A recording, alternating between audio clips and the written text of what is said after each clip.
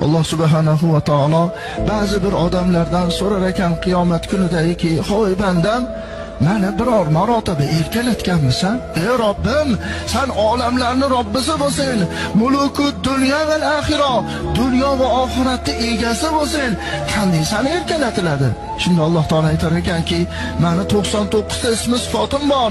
Shu 99 ta ismi sifatimni hech bo'lmasa 10 tasini aytganingda edi, men erkalanardim." Ben erkalanardim. Necha yil umr kechirding? 70 yil, 80 yil umr kechiribman. Shu 70 yil, 80 yil umrning ichida biror marotaba meni 99 ta ismimni aytganmisan? Hech bo'lmasa 10 tasini aytganmisan? 70 yil umr kechiribsan. Agar sen menga hech bo'lmasa 99 ta ismi sifatimdan 10 tasini bo'lsa ham aytib, "Ey Robbim, ber" deganingda